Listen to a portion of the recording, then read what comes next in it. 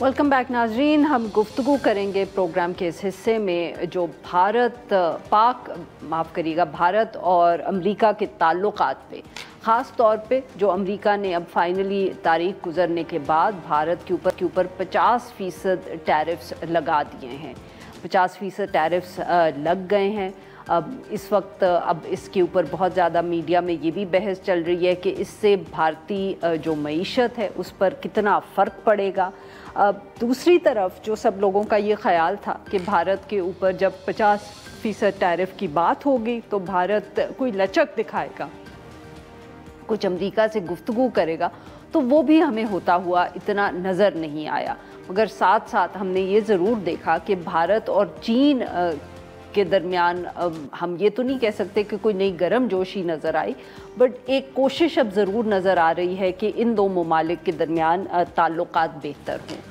कहानी शुरू तो जब हुई थी, जब सदर ट्रंप आए थे वाइट हाउस में, तो सबका ख्याल यही था कि भारत से ताल्लुकात बहुत अच्छे रहेंगे, वज़ीर आज़म नरेंद्र मोदी से भी। मगर एक के बाद दूसरे बहुत से ऐसे वाक़यात हुए जिसकी वजह से ताल्लुकात जो थे वो उनमें हमने देखा कि आहिस्ता आहिस्ता कशीदगी आई।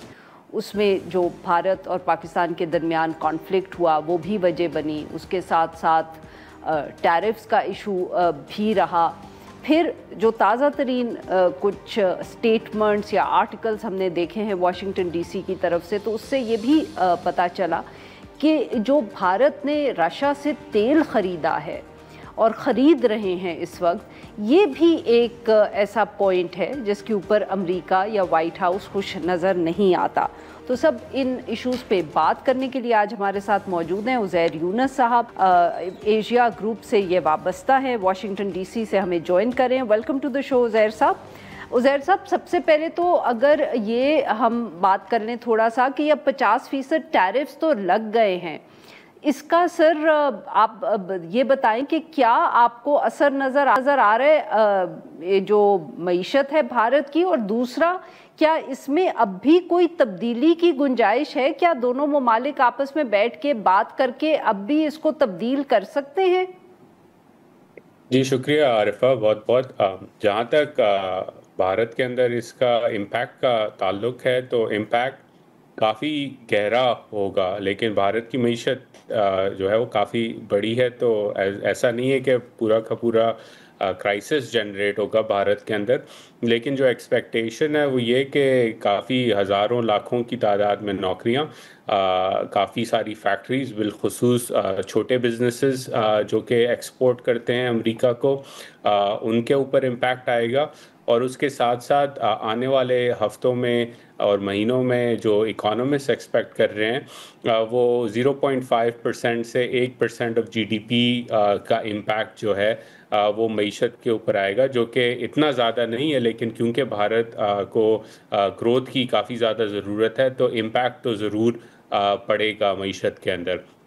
इसके साथ साथ जो मेरे नज़दीक ज़्यादा इम्पॉर्टेंट और इंटरेस्टिंग इम्पैक्ट जो हमें देखना होगा वो देखना होगा भारत की करेंसी इंडियन रुपी के ऊपर, क्योंकि भारत के पास रिज़र्व्स बहुत ज़्यादा हैं। तो हो सकता है कि उनकी जो सेंट्रल बैंक है वो रुपए को मुस्तहकम रखने के लिए रिज़र्व्स का इस्तेमाल करे, जैसे कि हम पहले पाकिस्तान में भी होता हुआ देख चुके हैं।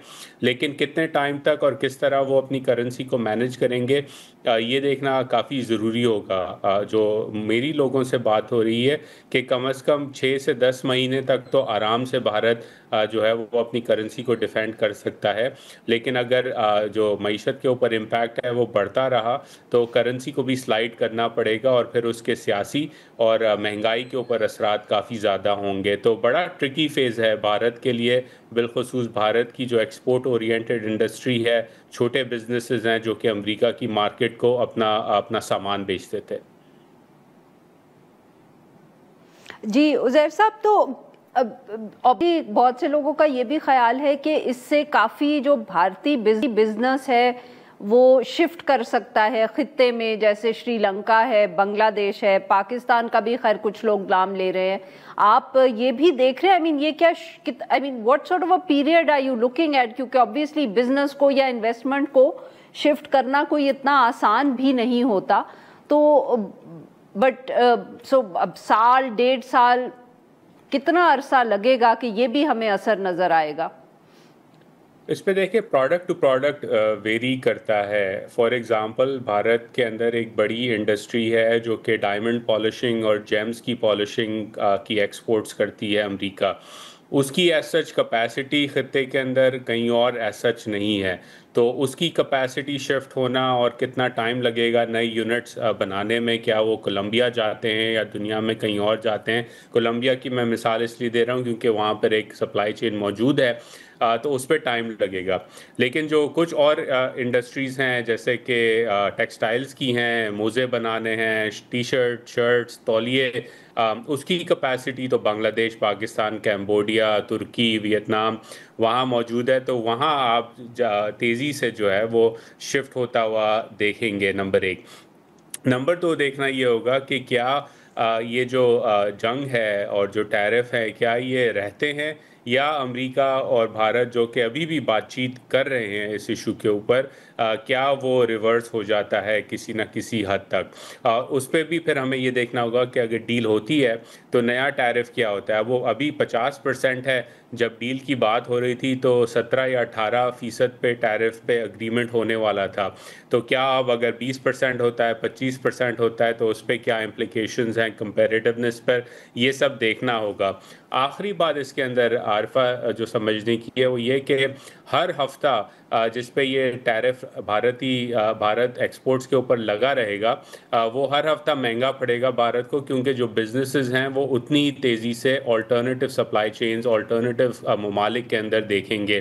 تو جب وہ ایک دفعہ شفٹ ہو جائے گا اور آپ کا کاروبار بند ہو جائے گا, یہ ہم نے پینڈیمک میں بھی دیکھا, تو بند ہوئے کاروبار کو واپس چلانا کافی مشکل کام ہوتا ہے.